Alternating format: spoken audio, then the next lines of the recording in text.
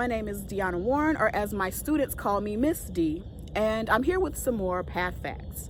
PATH stands for a positive approach to teen health, and within the PATH program, we talk about sex and sexual health to teenagers, as well as relationships and dating, and really just making the best decisions possible for their future. And so throughout a class period, we might not have time to answer all of the questions that they'll have.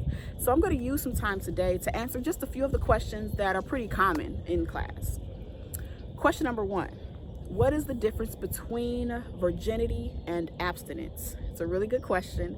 Virginity is never having had sex before, for whatever reason.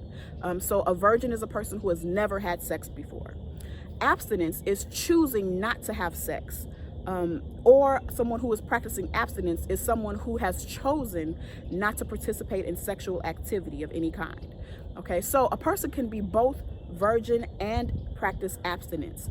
So that's a person who has never had sex and who is also choosing not to have sex. But someone who is abstinent could possibly have been sexually active before, but choose not to practice sexual activity anymore. Okay, so that's the difference between virginity and abstinence. Question number 2.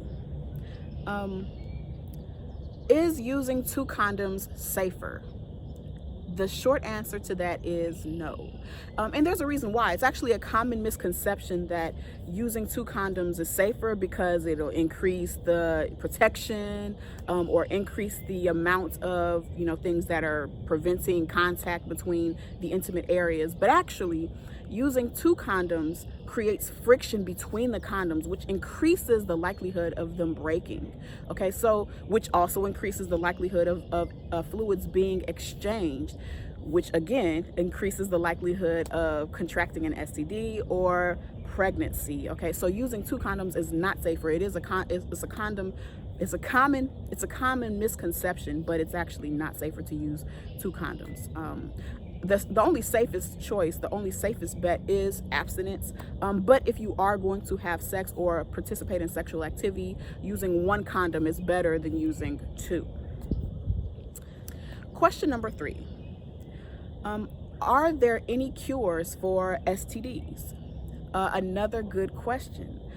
Well, STDs fall in 2 categories: viral and bacterial.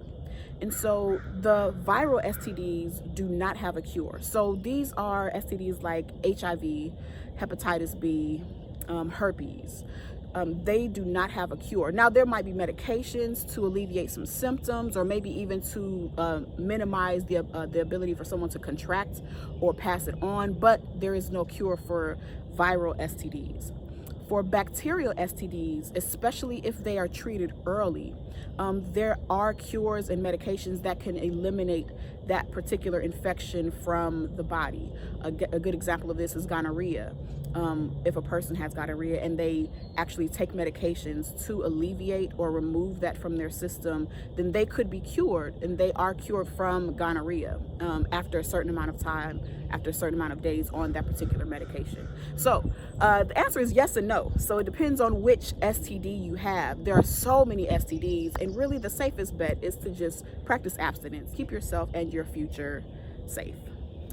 If you have any more questions, please visit our website at positiveteenhealth.org or our Facebook page at A Positive Approach to Teen Health.